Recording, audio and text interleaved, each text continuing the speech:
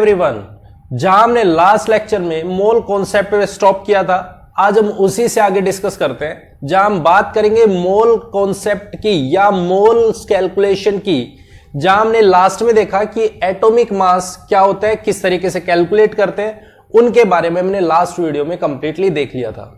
ठीक है, आज हम बात करेंगे अगर यदि नंबर ऑफ मोल्स की कैलकुलेशन करनी है तो हम किस तरीके से मोल्स की, अगर क्वांटिटी दे रखी है, क्वांटिटी का मतलब क्या हो गया, आपको कोई भी कंपाउंड दे रखा है और उसका वेट दे दे कि भाई इतने ग्राम ये कंपाउंड प्रेजेंट है, इतने ग्राम ये कंपाउंड प्रेजेंट है, अब बताओ इसका क्या वेट होगा, इसमें कितने नंबर ऑफ मोल्स होंगे। इस तरीके से आपको कोई भी क्वेश्चन आ जाए जहां पे आपसे मोल्स कैलकुलेशन करवा ली जाए, ठीक है, आपके लिए सबसे ज्यादा इंपॉर्टेंट टॉपिक बनता है ये वाला, जहां पे आप मोल्स कैलकुलेशन करोगे और वो भी मास के टर्म में, क्योंकि सबसे ज्यादा यूज होगा आपके, चाहे 12th में जाएगा तब भी और 11th में आपके आगे आने वाले टॉपिक्स में सबसे ज्यादा यूज होगा यहां से।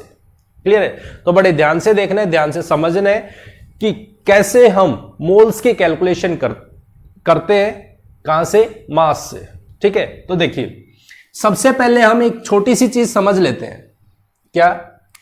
मान लो सपोज करो आप मार्केट गए और मार्केट जाके आपने पूछा कि भैया शुगर क्या रेट है, शुगर का रेट क्या है। ठीक है, तो क्या बताएगा, वो कहेगा भैया ये 100 रुपए, 40 रुपए, मान लो कुछ भी ले लो, 40 रुपए पर केजी है। इसका मतलब ये हो गया, अगर यदि आपको रेट बोला गया है तो वो क्या बोल रहे हैं, 40 रुपए में 1 किलो चीनी आएगी। ठीक है, आप क्या पूछ रहे हो, आपने रेट पूछा है 40 रुपए का, 1 किलो का रेट वो बताने लग रहा है, 1 किलो का रेट जो है वो 40 रुपए है। ठीक है, आपको ये चेक करना है, मान लो आपकी पॉकेट में पड़े हैं 200 रुपए, 300 रुपए, 400 रुपए, कुछ भी पड़े, आपकी पॉकेट में 200 रुपए पड़े हैं। आप ये चेक करना चाहते हो कि भाई मेरे को अब चीनी तो लेके जानी है घर पे, क्योंकि नहीं तो चाय नहीं बनेगी, अब गर्मी आ रही है तो शिकंजी नहीं बनेगी, सब चीजें बनानी है तो उसके लिए चीनी जरूरत है, और पॉकेट में पड़े 200 रुपए। ठीक है, आप ये कर रहे हो कि भाई मुझे चीनी लेके जानी है। अब आप देख रहे हो कि भाई 200 रुपए है तो इससे कितनी चीनी आएगी। क्लियर है? तो आप क्या करोगे, आप तुरंत एक हिसाब लगाना स्टार्ट करोगे। जब 40 रुपए हैं, 40 रुपए में 1 किलोग्राम चीनी आ रही है, यही आ रही है, क्वांटिटी कितनी है, 1 किलोग्राम। क्लियर है?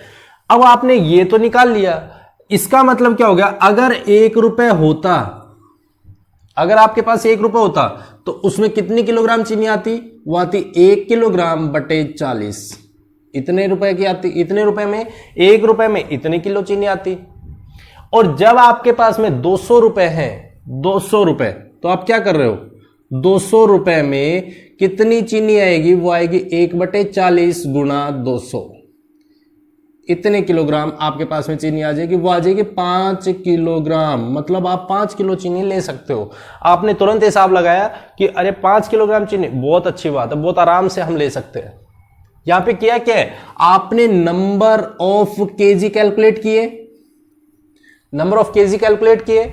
सिमिलर तरीके से आप यहां पे ध्यान देना है, जो सबसे इंपॉर्टेंट बात है वो ये है, जो यूनिट दे रखी है वो यूनिट क्या है, जहां आपने रेट पूछा है वो रेट की यूनिट बोला है, वो रुपए पर किलोग्राम, ये रेट बोला है, वो 1 किलोग्राम का इतना रेट है। बात क्लियर हो रही है कि भाई इतने रुपए में इतने किलोग्राम चीनी आ रही है, वो आपको पर किलोग्राम के हिसाब से रेट बोल रहे हैं। सिमिलर तरीके से अगर यदि हम बात करें मास के टर्म में, हमें मोल्स कैलकुलेशन करनी है, मास के टर्म में मोल्स कैलकुलेशन करने हैं। मास के टर्म में जब हम बात करते हैं मोल्स कैलकुलेशन की, मोल्स, ठीक है, तो हम क्या बात करते हैं, हमने लास्ट वीडियो में हमने देखा atomic mass, atomic mass, atomic mass की यूनिट क्या बन रही थी, एटॉमिक मास की यूनिट बन रही थी, जो भी जितने भी ग्राम एटॉमिक मास आ रहे हैं इतने ग्राम पर मोल वैल्यू आने लग रही थी। ध्यान से देखना इस यूनिट को, बहुत इंपॉर्टेंट है। क्या बना, इतने ग्राम पर मोल, 1 मोल में इतने ग्राम कंपोनेंट प्रेजेंट है, वो उसका एटॉमिक मास है। एटॉमिक मास से हमें यह पता चलता है इतने ग्राम कंपोनेंट 1 मोल में प्रेजेंट होगा, 1 मोल जब होगा तो उसका वेट इतना होगा। बात क्लियर हो गई है? अगर यदि ये चीज है तो मैं इसको ये लिख सकता हूं क्या? मान लो सपोज करो मेरे पास में ये जितने भी ग्राम है, मान लो मेरा एटॉमिक मास है वो m ग्राम है, m ग्राम एटॉमिक मास है, m ग्राम पर मोल एटॉमिक मास है। इतने ग्राम ऑफ कंपोनेंट जो भी होगा, इसका मतलब है मेरा 1 मोल प्रेजेंट है। भाई इस यूनिट से हमें क्या पता चला है? इस यूनिट से हमें यही तो पता चला है, अगर यदि मान लो सपोज करो कोई भी मेरा कंपाउंड है या कंपोनेंट है, उसका एटॉमिक मास m है, ठीक है, तो उसकी यूनिट से हमें क्या पता चला? m ग्राम कंपाउंड प्रेजेंट होगा, वो 1 मोल में प्रेजेंट होगा, तो हमने ये लिख दिया। अगर यदि वो 1 ग्राम प्रेजेंट है तो उसका एटॉमिक मास से हम मोल निकाल रहे हैं, तो कितने मोल होंगे? वो होगा 1/m मोल्स प्रेजेंट होंगे। इसका मतलब यही हुआ। और अगर यदि मेरे पास में m ग्राम कंपोनेंट है, m ग्राम कोई भी कंपाउंड दे रखा है, उसका m ग्राम गिवन है कि भाई मेरे पास में मान लो ये है 100 ग्राम, यहां पे एटॉमिक मास है उस कंपाउंड का 100 ग्राम, जहां पे हम लेके चल रहे हैं उसका 2 ग्राम, तो अगर जितना भी मास गिवन होगा वहां से हमें नंबर ऑफ मोल्स निकालने हैं। तो m ग्राम अगर यदि कंपाउंड प्रेजेंट है तो यहां से मेरे पास में कितने मोल्स होंगे? वो हो जाएगा 1/m into small m, that is number of moles. मेरे पास यहां से क्या calculation I?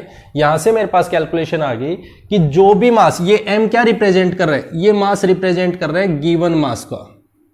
Given mass, given mass मतलब जितनी क्वांटिटी कंपाउंड की दे रखी है, अगर यदि हम उसको उसके मोलर मास से या एटॉमिक मास से डिवाइड कर देते हैं, एटॉमिक मास हो चाहे वो मोलिकुलर मास हो, कोई भी यूनिट हो, अगर यदि हम उससे डिवाइड कर देते हैं तो हमारे पास में क्या निकल के आ जाते हैं?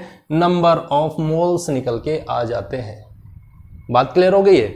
इतनी बात समझ में आ गई? तो अगर हम इसका जनरल रिलेशन देखें, जनरल सा रिलेशन देखें, जहां पे हम मोल्स कैलकुलेशन की बात करते हैं, तो मोल्स कैलकुलेशन में हमारे पास में यहां से एक फॉर्मूला बनता है जहां मोल्स की कैलकुलेशन करेंगे। क्या? Number of moles is equals to किसके टर्म में? मास के टर्म में। तो हमारे पास में क्या होगा? कोई भी कंपाउंड जिसका मास गिवन हो गया, गिवन मास अपॉन, उसको डिवाइड ही करते हैं किससे? एटॉमिक मास से। अगर यदि वो एटम है तो एटॉमिक मास से, अगर यदि वो मॉलिक्यूल है तो मॉलिक्यूलर मास से। हम इस तरीके से उसको डिवाइड करते हैं तो हमारे पास में मोल्स कैलकुलेट हो जाते हैं। बात क्लियर है? मोल्स कैलकुलेट हो गए तो हम इसके लिए अगर यदि इसकी जो भी टर्म्स बनती है टर्मिनोलॉजी में, मोल्स का फॉर्मूला होता है, मोल्स को हम n से इंडिकेट करते हैं, n is equals to given mass जिसको हम स्मॉल m से इंडिकेट करते हैं, और एटॉमिक मास जिसको हम कैपिटल M से इंडिकेट करते हैं। तो हमारे पास में ये फॉर्मूला बन गया ये वाला।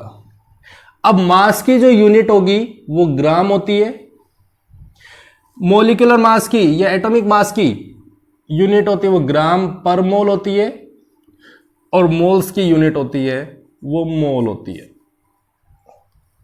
बात क्लियर है? अब यहां पे रिलेशन क्या क्या हो सकता है, किस किस टाइप से क्वेश्चन पूछे जा सकते हैं? पहली चीज, अगर आपको मास दे दे, मोल्स कैलकुलेट करवा ले।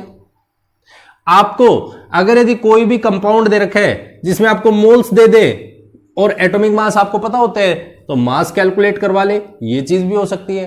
दूसरी चीज ये हो सकती है, कोई भी कंपाउंड दे रखा है उसके मोल्स दे दे, अननोन कंपाउंड है, अननोन, आपको पता ही नहीं है वो कंपाउंड कौन सा है, आपसे वो कंपाउंड के मोल दे दे, मास दे दे, फिर आपसे कह दे कि वो एटॉमिक मास कैलकुलेट कीजिए, उसका मोलिकुलर मास कंपाउंड का कैलकुलेट कीजिए, तो आप यहां से डायरेक्टली रिलेशन निकाल सकते हो। इसका मतलब ये हो गया कि हमने दो रिलेशन देखे हैं अभी तक, और वो दो रिलेशन क्या देखे हैं कि मोल्स की कैलकुलेशन हम देखें तो मोल्स से हम नंबर ऑफ पार्टिकल्स भी कैलकुलेट कर रहे थे, जहां पे हमने बोला था n, that is number of particles. अगर यदि दे रखे पार्टिकल्स हो, एटम्स हो, मोलिक्यूल हो, आयंस हो, चार्ज हो, इलेक्ट्रॉन हो, प्रोटॉन हो, कुछ भी हो सकता है, वो नंबर n है, ठीक है, आप वहां से भी कैलकुलेट कर रहे थे। दूसरा, हम यहां पे देख रहे हैं मास के टर्म में, ध्यान से समझने इस बात को, अगर ये चीज समझ में आ गई तो बहुत आराम से आपको न्यूमेरिकल्स होंगे। क्लियर है? या तो मेरे पास में मोल्स दे रखे हैं, वो एन के टर्म में दे रखे हैं, नंबर के टर्म में, या फिर वो एम के टर्म में, दैट इज मास। अगर हमें मोल्स कैलकुलेट करने हैं, मोल्स कैलकुलेट करने हैं, मोल्स कैलकुलेट करने हैं किस टर्म में? मास के टर्म में। तो हम क्या कर रहे हैं, हम उसमें डिवाइड कर रहे हैं मोलर मास से। अगर हमारे पास में मास गिवन है, अगर मास गिवन है तो हम उसको क्या कर रहे हैं, मोलर मास को मोलर मास से डिवाइड कर रहे हैं। किस मास से? मोलर मास या एटॉमिक मास से डिवाइड कर रहे हैं। और जब हम मोल्स निकालना चाहते हैं किससे? नंबर से, तो हमने उसको डिवाइड किया था किससे? एवोगैड्रो नंबर से, दैट इज एन ए, यही किया था।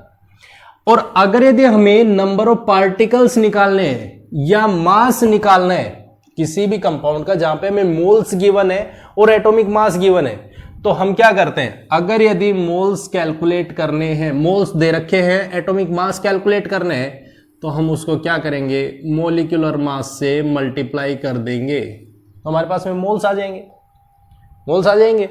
और अगर यदि हमारे पास में मास आ जाएगा। अगर यदि मोल्स दे रखे हैं और नंबर ऑफ पार्टिकल्स निकालने हैं, तो हम उसको क्या करें, एवोगैड्रो नंबर से मल्टीप्लाई कर देते हैं। ये हमारे पास में अभी तक दो रिलेशन पड़े हैं। अभी हम नेक्स्ट वीडियो में वॉल्यूम के बारे में बात करेंगे, ठीक है। तो तीनों को एक साथ कनेक्ट करेंगे, जहां पे हम इसके न्यूमेरिकल्स भी करेंगे आगे आने वाली वीडियो में, ठीक है। तो उससे पहले हम ये चीज डिस्कस कर रहे हैं कि हमें दो फॉर्मूला देखे हैं और इन्हीं फॉर्मूलाज के बेसिस पे आज हम इसके कुछ क्वेश्चंस करते हैं, ठीक है। देखो ध्यान से समझना है। मान लो सपोज करो मेरे पास में कोई भी एक कंपाउंड दे दिया, मुझे कह दिया कैल्शियम कार्बोनेट, ठीक है, इसका 100 ग्राम प्रेजेंट है। मेरे पास में ये कोई भी कंपाउंड दे रखा है, इस कंपाउंड में ये बोल दिया 100 gram of calcium carbonate is present. Identify करना है number of moles. Number of moles कितने होंगे, एन की वैल्यू कैलकुलेट कीजिए। क्लियर? इतना क्वेश्चन दे दिया, इतनी बात समझ में आ गई। नंबर ऑफ मोल्स निकालने, जहां पे हमें क्या दे रखा है, क्वांटिटी दे रखी है। किसकी दे रखी है? कंपाउंड की दे रखी है। यहां पे मास दे रखा है, गिवन मास। इसका मतलब क्या है, मेरे पास में गिवन मास प्रेजेंट है, गिवन मास।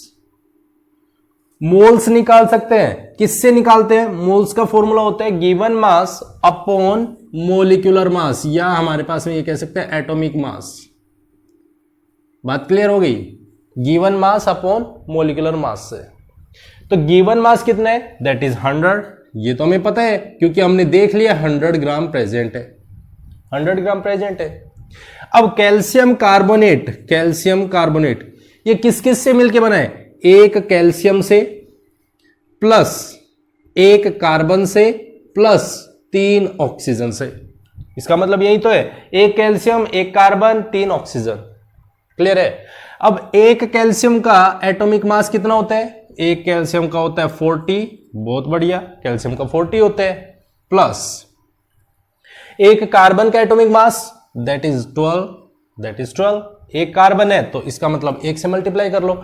और 3 ऑक्सीजन है, एक ऑक्सीजन का कितना होता है एटॉमिक मास, दैट इज 16। कितने ऑक्सीजन है? 3 ऑक्सीजन प्रेजेंट है। तो जैसे हम इसकी वैल्यू निकालेंगे तो हमारे पास में ये आ जाएगा 48 प्लस 12 प्लस 40, तो दैट इज इक्वल्स टू 100 ग्राम पर मोल। ध्यान देने, एटॉमिक मास की यूनिट क्या होती है? ग्राम पर मोल होती है। तो हमने यहां से वैल्यू कैलकुलेट की, तो अब हम यहां से इसकी वैल्यू को पुट कर देते हैं। Given mass that is 100 gram, molecular mass that is 100 ग्राम पर मोल, कट गया, दैट इज 1 मोल।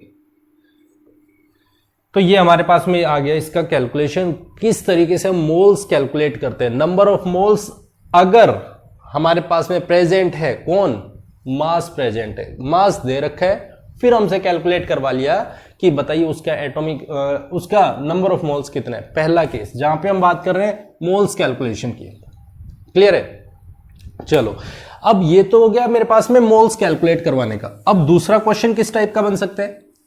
पहले इसी पे एक क्वेश्चन और देख लेते हैं। मान लो सपोज करो आपको बोल दिया, आपसे कह दिया है कि 48 ग्राम H2SO4 प्रेजेंट है, 48 ग्राम H2SO4 प्रेजेंट है। क्लियर? कैलकुलेट कीजिए number of moles, number of moles. एक चीज और देखते हैं इस चीज पे based, number of moles calculate करें तो नंबर ऑफ मोल्स का formula N, that is given mass upon molar mass. Molar mass बिल्कुल सिंपल सा है। मोलर मास कहां से बनता है? गिवन मास दे रखे 48 इतने ग्राम। मोलर मास किससे मिलके बना है? वो बना है H2SO4 से, और H2SO4 किससे बना है? वो 2 hydrogen plus 1 sulphur plus 4 oxygen, इसी से मिलके बना है। 2 hydrogen that is 2 into 1 plus 1 sulphur that is sulphur का एटॉमिक मास 32 प्लस 4 ऑक्सीजन, एक ऑक्सीजन का दैट इज 16। तो हमने यहां से कैलकुलेशन की तो ये आ गया 98 ग्राम पर मोल, 98 ग्राम पर मोल। तो हमारे पास इसको 98 ले लो, आसान होगा। हमारे पास 49 ले लिया तो ये कैलकुलेशन में थोड़ी आसान हो जाएगी। 98 दैट इज, इसको एक बार देख लेते हैं, 64 प्लस 32 प्लस 2 98। ठीक है, तो हमारे पास 98 ग्राम पर मोल आ गया। कैलकुलेट कर लिया, 98 आ गया। अब इतना मोलिकुलर मास है, गिवन मास मेरे पास 49 है, तो एटॉमिक मास से डिवाइड कर देते हैं तो दैट इज 98, कैंसिल कर दिया, 1/2 आ गया। इतने मोल प्रेजेंट है, मतलब मेरे पास में नंबर ऑफ मोल्स की वैल्यू क्या आ गई? मोल्स की वैल्यू आ गई है, वो आ गई 0.5 मोल प्रेजेंट है, इतने मोल प्रेजेंट है। बात क्लियर होगी? फर्स्ट केस जहां पे हमसे डिस्कस किए है क्या? नंबर ऑफ मोल्स कैलकुलेशन, किस तरीके से मोल्स कैलकुलेट करते हैं। पहली चीज क्लियर हो गई। सेकंड पॉइंट पे आते हैं। केस नंबर 2, केस नंबर 2 में ये कहता है अगर मेरे पास में मोल्स गिवन है, अगर यदि मोल्स गिवन है फिर हमें मास कैलकुलेट करने हैं। कैलकुलेट मास, जैसे मान लो सपोज करो क्या कह रहे हैं, अगर मान लेते हैं क्वेश्चन है CO2 जिसके 0.5 मोल्स प्रेजेंट, 0.5 मोल्स। बहुत ध्यान से समझना एक एक चीज को। अगर यदि एक एक चीज रिलेट हो गई तो यूं समझ लेना हर चीज आपको समझ में आ जाएगी, कुछ नहीं बचेगा। बहुत आसान आपको फिजिकल केमिस्ट्री लगेगी, बहुत आसान आपको आगे आने वाले सारे चैप्टर्स लगेंगे। तो यहां पे हमने बात की CO2, इसके इतने मोल्स प्रेजेंट है, नंबर ऑफ मोल्स गिवन है, ध्यान देने, नंबर ऑफ मोल्स गिवन है और वो कितने? 0.5 मोल्स, इतने। कैलकुलेट करने हैं आपको, कैलकुलेट मास। इस CO2 गैस का मास कैलकुलेट कीजिए। क्लियर? मोल्स की कैलकुलेशन, मोल्स का फॉर्मूला क्या होता है? वो होता है मास अपॉन मोलर मास।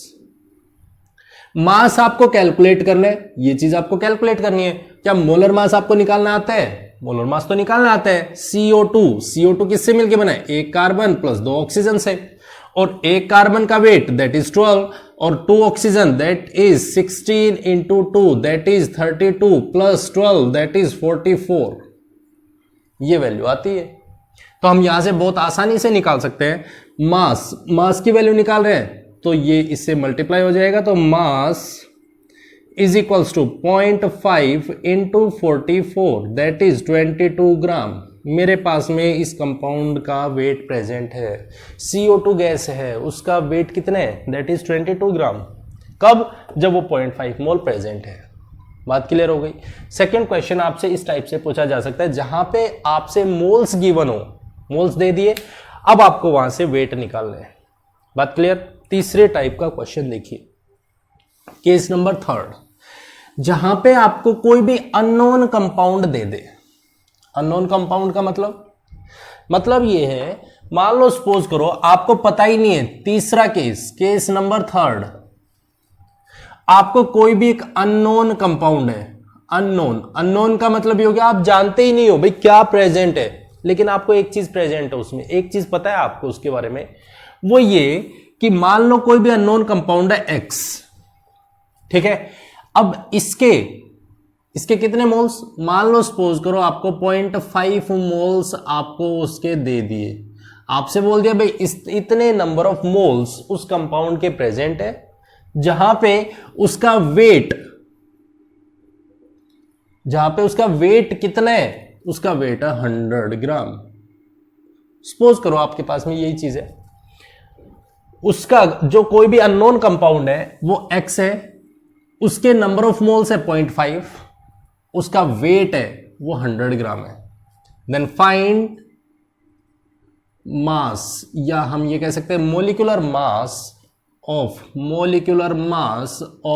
Compound, unknown compound X। इस कंपाउंड का एटॉमिक मास कैलकुलेट करने हैं।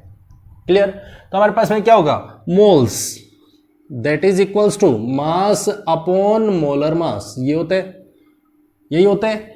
मोल्स कितने दे रखे हैं 0.5, मास कितना दे रखे हैं 100 ग्राम, जो मास गिवन है वो 100 है, और मोलर मास आपको पता ही नहीं है, हम क्या करें, molar mass is equals to 100, तो ये हो गया डिवाइडेड बाय 0.5 से ऊपर चला जाएगा, 1/2 का रेशियो होता है, तो molar mass is equals to 100 into 2।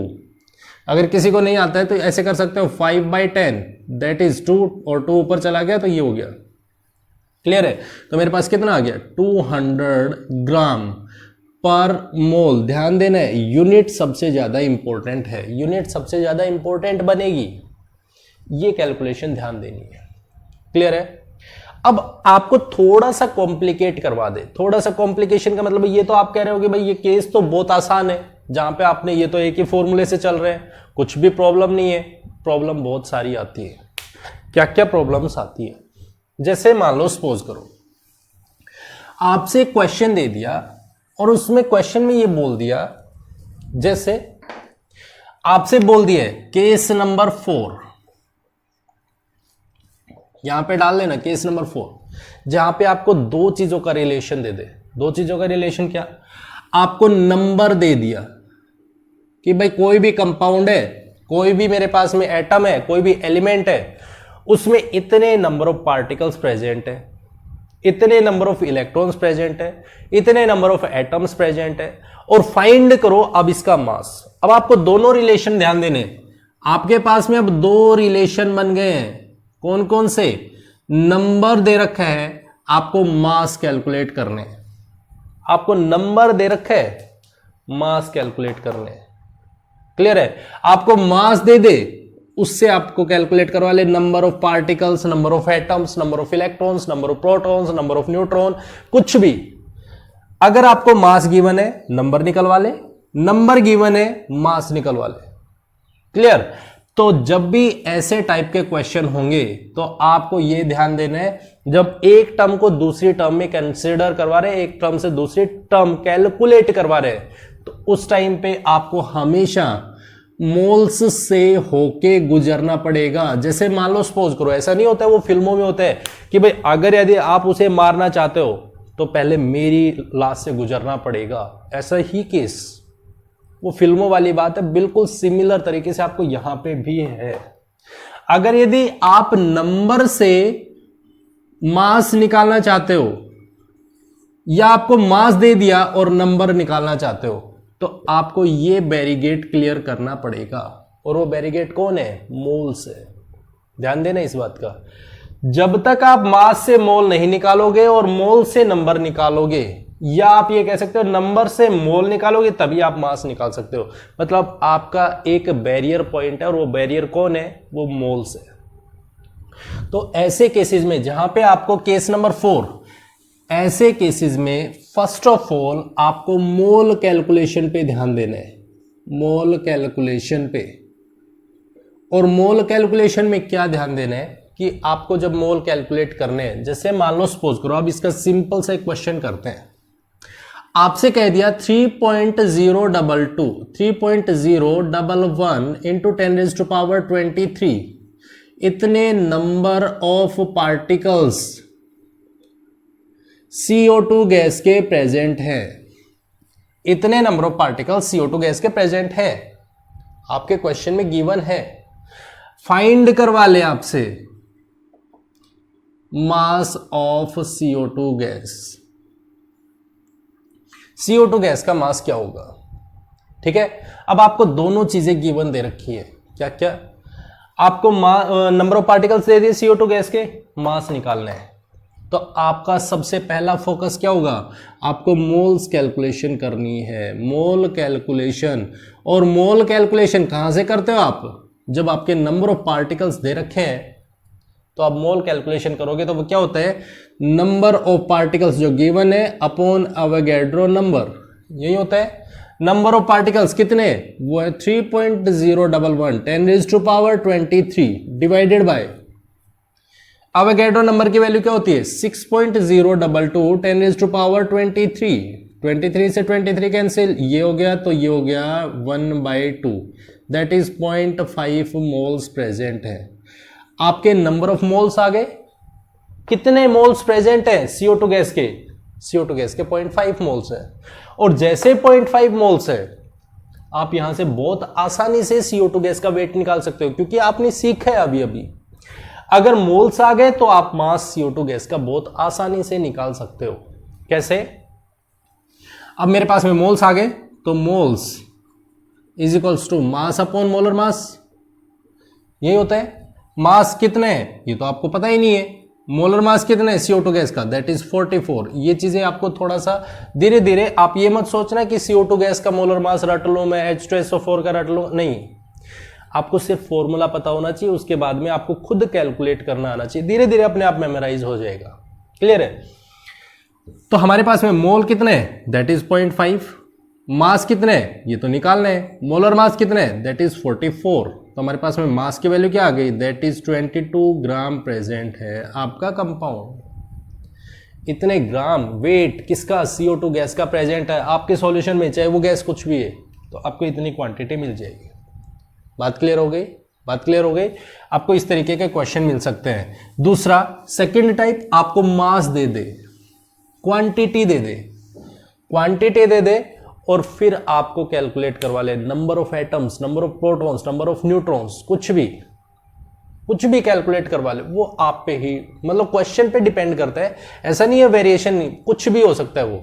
जैसे सपोज करो आपसे मास दे दिया, क्या मास दिया, जैसे सपोज करो आपको क्वांटिटी दे दी है, वो दे दी आपको 300 ग्राम ऑफ कैल्शियम कार्बोनेट। ठीक है, कैलकुलेट कीजिए, कैलकुलेट क्या क्या, number of particles of calcium carbonate, ये पूछ लिया। दूसरा, calculate number of atoms of oxygen in calcium carbonate, calculate करवा ले number of electrons, total number of electrons, total number of electrons, कुछ भी कैलकुलेट करवा ले, वो इस पे डिपेंड करता है, वो आपको एक सिर्फ पॉइंट पता होना चाहिए, उसके बाद में कुछ भी कैलकुलेट करवाए।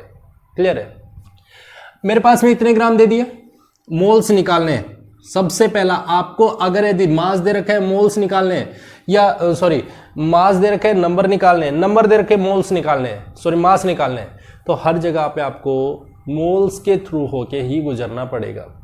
जैसे आप मोल्स कैलकुलेट करोगे, आपको अपने आप क्वेश्चन क्लियर कट दिखेगा, रास्ता अपने आप दिख जाएगा कि हमें करना क्या है। ठीक है, मोल्स दे दिए, मोल्स कैलकुलेट कर लो। सबसे पहले इतनी क्वांटिटी दे रखी है 300 ग्राम, कैल्शियम कार्बोनेट का वेट होता है 100 ग्राम पर मोल, इतना मोलर मास होता है इसका। कैलकुलेट करोगे दैट इज 3 मोल प्रेजेंट है, कितने, 3 मोल किसके हैं, कैल्शियम कार्बोनेट के प्रेजेंट है। अगर मेरे पास में कैल्शियम कार्बोनेट 3 मोल है, तो अब मुझे नंबर निकालने में कोई दिक्कत नहीं होती है, कुछ भी निकाल लो। नंबर ऑफ पार्टिकल्स निकालने हैं, तो मैंने मोल देखा, mole is equals to number upon Avogadro number. Number of particles किसके, कैल्शियम कार्बोनेट के, कितने होंगे निकाल लो। मोल दे रखे 3 mole is equals to number n calculate करने, एवोगाड्रो नंबर 6.022 10⁻23, तो नंबर ऑफ पार्टिकल्स कितने हो गए, 3 इंटू एवोगाड्रो नंबर के बराबर हो गए। ये मेरे पास नंबर ऑफ पार्टिकल्स हो गए। Number of calcium atom, oxygen atom पूछे, ऑक्सीजन एटम निकाल लो। जब मेरे पास में एक मॉलिक्यूल है कैल्शियम कार्बोनेट का, इस कैल्शियम कार्बोनेट में 3 मॉलिक्यूल 3 एटम्स ऑक्सीजन के प्रेजेंट है, ऑक्सीजन के 3 एटम्स प्रेजेंट है, और टोटल मोल्स कितने हैं, वो इतने नंबर ऑफ पार्टिकल्स। भाई एक कैल्शियम कार्बोनेट में जब हम नंबर ऑफ पार्टिकल्स निकाल रहे हैं, एक कैल्शियम कार्बोनेट में 3 ऑक्सीजन के एटम्स प्रेजेंट है, तो मेरे पास टोटल पार्टिकल्स कितने हैं, टोटल पार्टिकल्स हैं वो तो प्रेजेंट है 3 इंटू Na के बराबर। तो मेरे पास कितने ऑक्सीजन एटम्स हो गए, 3 इंटू Na के बराबर, क्योंकि 3 ऑक्सीजन एटम्स प्रेजेंट है एक में, तो इतने नंबर ऑफ पार्टिकल्स है, तो इतने नंबर ऑफ ऑक्सीजन एटम्स आ जाए। बात क्लियर हो गई, ये आ गया। नंबर ऑफ इलेक्ट्रॉन्स पूछे, total number of electrons calcium carbonate के, तो CaCO3, एक कैल्शियम में 20 इलेक्ट्रॉन, कार्बन में 6 इलेक्ट्रॉन, ऑक्सीजन में 8 इलेक्ट्रॉन। कितने ऑक्सीजन है, 3 है, तो 20 + 6 + 24 दैट इज 50 इलेक्ट्रॉन्स। तो हमारे पास नंबर ऑफ इलेक्ट्रॉन्स कितने होंगे, टोटल नंबर ऑफ इलेक्ट्रॉन्स कितने होंगे भाई, एक कैल्शियम कार्बोनेट में 50 इलेक्ट्रॉन, टोटल पार्टिकल्स कितने 3 इंटू एवोगैड्रो नंबर, तो ये आ जाएगा 50 इंटू 3 इंटू एवोगैड्रो नंबर के बराबर आ जाएगा। तो मेरे पास में नंबर ऑफ पार्टिकल्स कैलकुलेट हो जाएंगे या नंबर ऑफ इलेक्ट्रॉन्स कैलकुलेट हो जाएंगे। बात क्लियर है, चाहे क्वेश्चन किसी भी तरीके से आ जाए, हर तरीके के क्वेश्चंस को मैंने यहां पे रिलेट कर लिया है, बात कर लिया, डिस्कस कर लिया है, यहां तक कोई भी प्रॉब्लम नहीं होनी चाहिए। मैं आपको फिर दोबारा से रिपीट कर देता हूं, मास की टर्म में आपको सबसे ज्यादा मोल कॉन्सेप्ट के क्वेश्चन से जाते हैं और वो आपको आने चाहिए, सबसे ज्यादा इंपॉर्टेंट बनते हैं। क्लियर है? तो आई होप आपको ये लेक्चर पसंद आया होगा। अगर यदि ये लेक्चर पसंद आए तो इसे लाइक, कमेंट और शेयर जरूर करें, और अगर चैनल अभी तक सब्सक्राइब नहीं किए तो चैनल को सब्सक्राइब भी जरूर करें। Thank you very much and have a nice day.